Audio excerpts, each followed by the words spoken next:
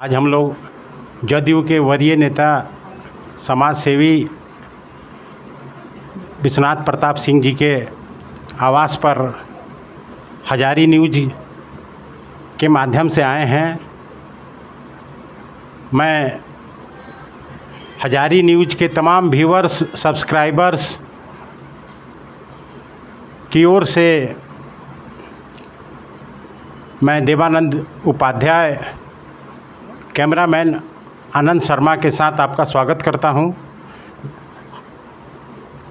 विश्वनाथ सिंह जी, आपका हजारी न्यूज में हार्दिक अभिनंदन, अभिवादन है। और मैं भी आप लोगों का बहुत बहुत अभिनंदन करता हूं और हजारी न्यूज को भी हमारी शुभकामनाएं हैं कि आप जनहित में भोजपुर और बड़हारा की जन समस्याओं को उजागर करें। आपको बहुत बहुत बधाई। जी धन्यवाद।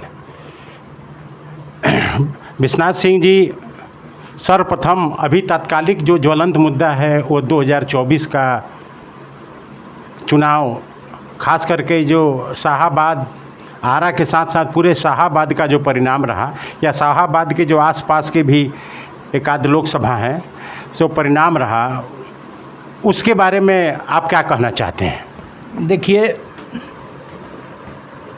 हम लोग ज़्यादा अपने आरा लोकसभा के, जहाँ के पूर्व ऊर्जा मंत्री श्री आर.के. सिंह जी उम्मीदवार थे एनडीए गठबंधन से, अच्छे व्यक्ति थे, काम भी किए हैं, मृदुभाषी भी थे, लोगों से मिलते भी थे। लेकिन मैं हृदय खोल कर कह रहा हूँ, जो उनके साथ थे, जिसको वो जिम्मेवारी दिए थे चुनाव कार्यों का, वे लोग जनता के बीच में इनकी बातों को नहीं पहुंचा पाए। मैं कुछ दिन हम तो दुख में थे, मेरी दामाद की मौत हो गई थी, इसलिए, लेकिन जब बर्दाश्त नहीं हुआ तो मैं स्वयं बड़हारा के गांव में घूमा। मैं कहीं भी गया, उनका एक भी पर्चा जो होता है, चुनाव चिन्ह होता है, किसी के दरवाजे तक नहीं पहुंचा। और जो समर्थक थे वो भी कन्फ्यूजन वाली बात बोलते थे। वे तो इतना काम किए थे, न तो जितना उनका लोग अंदर भीतर घात किया है, वो तो लाखों वोटों से उनको हारना चाहिए था। लेकिन नरेंद्र मोदी, आर.के. सिंह और नीतीश कुमार के चलते कम अंतर से उनकी चुनाव हार हुआ। लेकिन उनके साथ रहने वाले लोग, यहाँ के वरीय नेता लोग माननीय आर.के. सिंह का विरोध किए हैं। आर.के. सिंह काम करने वाला व्यक्ति हैं। अगर आर.के. सिंह चौपाल लगाने वाला आदमी नहीं है कि बैठे हैं, भुइयाँ फाँक रहे हैं, 10 आदमी से बतिया रहे हैं, हमारे शादी में, लगन में जाकर पूरी खाने वाला सांसद वो नहीं है। लेकिन उन्होंने काम किया है। ऐसा कौन सा गांव है जिस गांव में आर.के. सिंह का निधि और आर.के. सिंह का विकास नहीं पहुंचा है? कोई एक गांव बता दे, पिछड़ा गांव हो, अगड़ा गांव हो, ऊपर नीचे कहीं। अभी तो मैप तैयार कर रहे थे, आरा का रिंग रोड की चर्चा हो रही थी, धरहरा से 0 माइल की जोड़ने की बात हो रही थी, सारा उनका काम चल रहा था। वो इस शहर में, आरा शहर में अंडरग्राउंड बिजली की, वो सारा उसका डीपीआर तैयार हो गया था। लेकिन यहाँ के लोगों को, किसी को एमपी लड़ना है, किसी को और कुछ में लड़ना है, तो आर.के. सिंह हटेंगे तब न जगह मिलेगा। कुछ ऐसे लोग हैं जिसको साहब आर.के. सिंह को बोलते थे, वो सारे लोग अपने घर से नहीं निकले। इसमें आर.के. सिंह की हार हुई। नीतीश कुमार और आर.के. सिंह और मोदी नहीं हारे हैं, यहाँ के भाजपा और जनता दल और एनडीए के कार्यकर्ता की हार हुई है। जो जिस पर आर.के. सिंह विश्वास किए, वही लोग विश्वासघात किया। मैंने आपका कहना है कि जो सेकंड लाइन के जो नेता थे भाजपा में, जदयू में, जो भी सेकंड लाइन के नेता अधिकतर थे, उन लोगों ने, देखिए हमारा कहना है, मेरा कहना है सेकेंड लाइन नहीं, माननीय लोग, माननीय विधायक, माननीय एमएलसी, पूर्व विधायक, वर्तमान विधायक, ऐसे लोगों के भीतर घात से आर.के. सिंह चुनाव हारे हैं। आर.के. सिंह महसूस कर रहे हैं, लेकिन अभी सब बातों बतियाने से राजद थी महागठबंधन की फायदा होगी, इसलिए बेचारे विद्वान व्यक्ति हैं, वो चुप्पी साध लिए, उनको हराया गया है साजिश करके। उनकी जितने भी वोट मिला है डायरेक्ट जनता उनको वोट दिया है, हर वर्ग को वोट मिला है, मुस्लिम, हिंदू, यादव, हर वर्ग का वोट मिला उनको कि आर.के. सिंह अच्छे आदमी, इनको वोट मिलना चाहिए। हम लोग तो घूम रहे थे, ये कैसा कोई नहीं कहा कि आर.के. सिंह खराब आदमी, लेकिन बढ़िया से मैनेजमेंट नहीं हो पाया और उसी में वो चुनाव हार गए हैं। आपके कहने का मतलब ये है कि आज जो पूरे भोजपुर जिला के जो भी जनता जनार्दन है वो काफ़ी कहीं ना कहीं दुखी है, रोष में है कि जो यहाँ के स्थानीय तथाकथित स्वयंभू नेताओं ने उनके साथ वफादारी नहीं की, न दल के साथ वफादारी की, उन्होंने अपने आप को श्रेष्ठ समझा। कारण यही था, जैसे लोग कह रहे हैं कि इस जो भाजपा का कोर वोटर है वो इस भीषण गर्मी में अपने घरों से नहीं निकला, और ये भी एक कारण है। इसके बारे में आप क्या कहेंगे? बड़ाहारा में एक माननीय जी हैं जिनके गांव में वो तो डमी रिजल्ट कार्ड निकाल कर देखा जा सकता है, वहाँ माननीय आर.के. सिंह और एनडीए के उम्मीदवार की हार हुई, उस बूथ पर हार हुई है। इसकी तो अब समीक्षा क्या कहा, जो चला गया चला गया। अब तो समीक्षा कर लीजिए, चाहे कपार पटक लीजिए, ये तो आने वाला नहीं कुछ है। लेकिन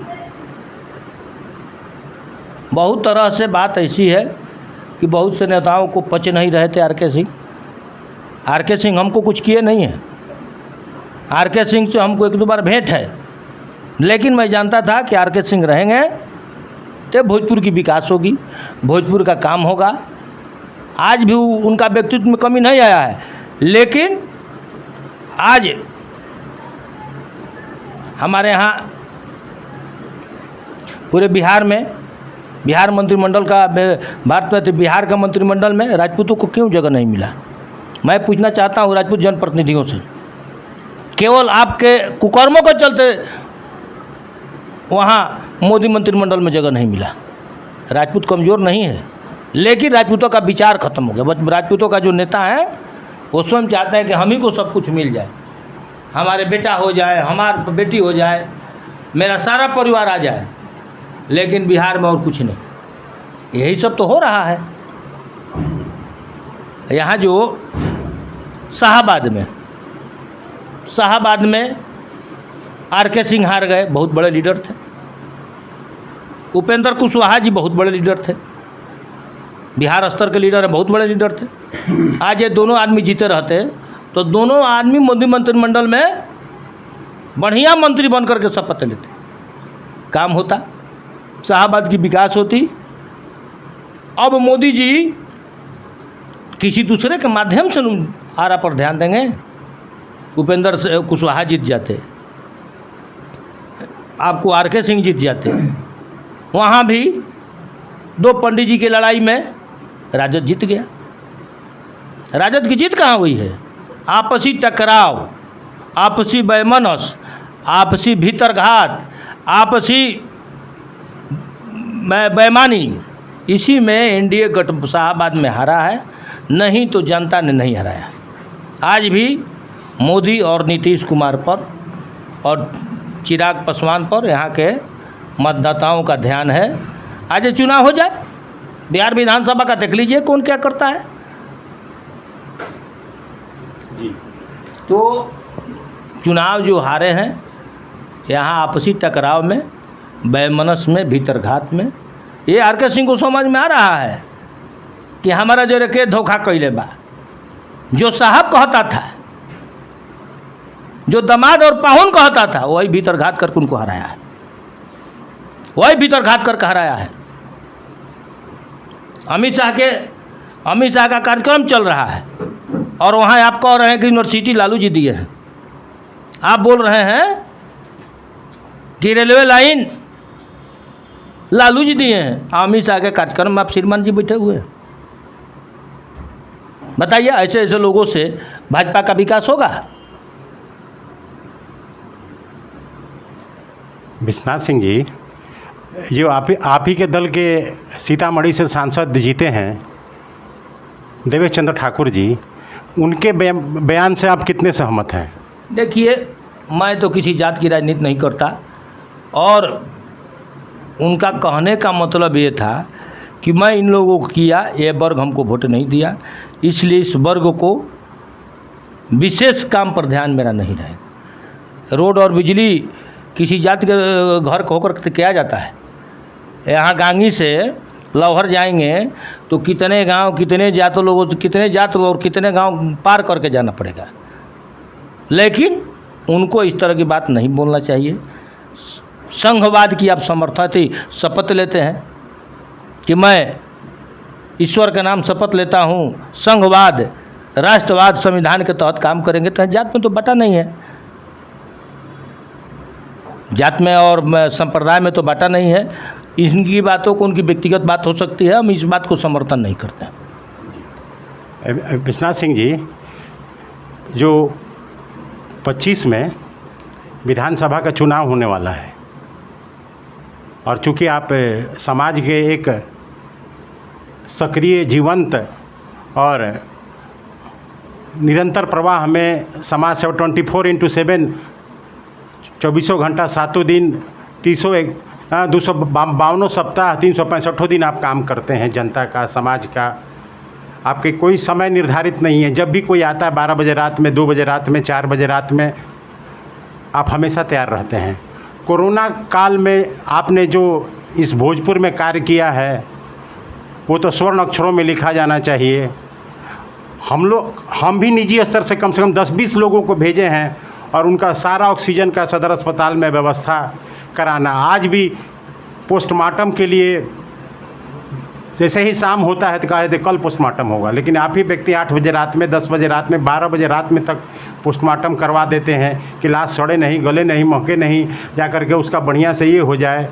आज किसी को जो आज भ्रष्टाचार हर एक चीज़ में, प्रशासनिक हो या फिर जिसमें सब जगह बढ़ा हुआ है, तो वहाँ आप एक आसरा रहते हैं कि भाई लोग आ करके विश्वनाथ सिंह जी से हम कहेंगे, विश्वनाथ आप अपने स्तर से बड़े बड़े काम करते हैं। तो चूँकि आप पिछले 25-30 वर्षों से निरंतर दिन रात काम कर रहे हैं, तो 2026 में आपकी क्या योजना है विधानसभा चुनाव के लिए? देखिए, हम लोग इसके एक पार्टी से जुड़े हुए व्यक्ति हैं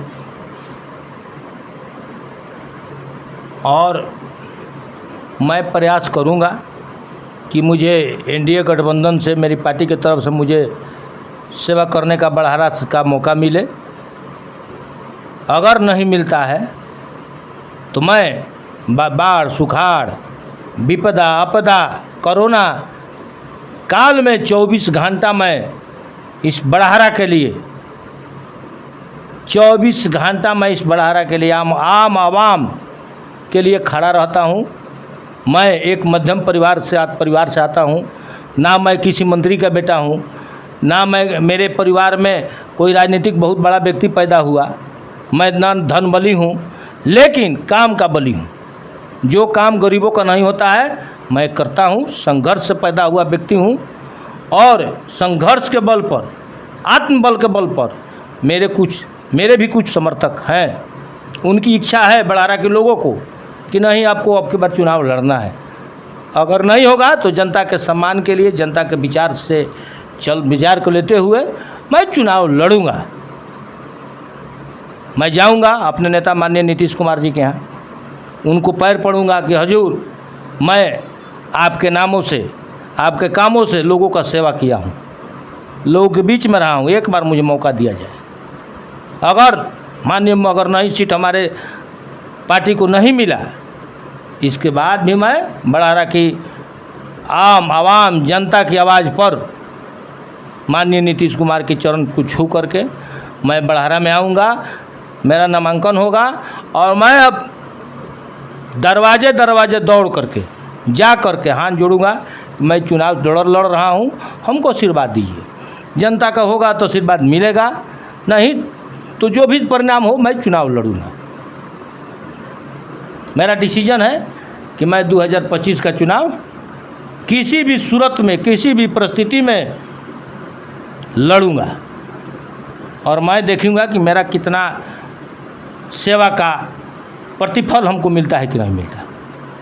मैं राजनीति छोड़ने वाला व्यक्ति हो न हूँ, हारूंगा तब पर भी साथ में हो रहा है, हारेंगे तब पर भी जनता के साथ में है, जीतेंगे तब पर भी जनता के साथ में। राजनीति तो छोड़ूंगा नहीं, राजनीति की मेरी तो नियति है। इन लोगों को मैं छोड़ तो नहीं सकता हूँ, इन लोगों के बीच में रहना है। एक आएगा 2025 तो देखा जाएगा, अगर टिकट मिलेगा तो ठीक है, नहीं मिलेगा तो पर भी जनता के बीच में, बड़हरा के लोगों के बीच में जाऊंगा। आपके साथ है, आपके जैसे लाखों लोगों की मदद करने वाले के साथ ऐसी पारिवारिक घटना घट गई, इसमें आपको बहुत ही दुख हुआ और समाज को भी बहुत दुख हुआ। हम हजारी न्यूज़ चैनल की तरफ से ईश्वर से कामना या याचना प्रार्थना करते हैं कि ईश्वर आपको कहीं न कहीं इस दुख से लड़ने की हौसला दें और आप पुनः उसी ऊर्जा, उसी क्षमता, उसी कार्यशैली के साथ पुनः जनता की सेवा करें और 2025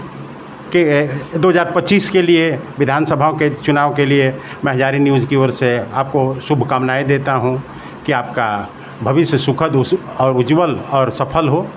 इसी के साथ हजारी न्यूज़ की ओर से जो भी इस हजारी न्यूज़ को देख रहे हैं, मैं उनसे आग्रह करता हूं कि वे हमारे आने वाले पोस्टों को लाइक करें, इस कमेंट करें और यदि आपने सब्सक्राइब नहीं किया है तो सब्सक्राइब करें।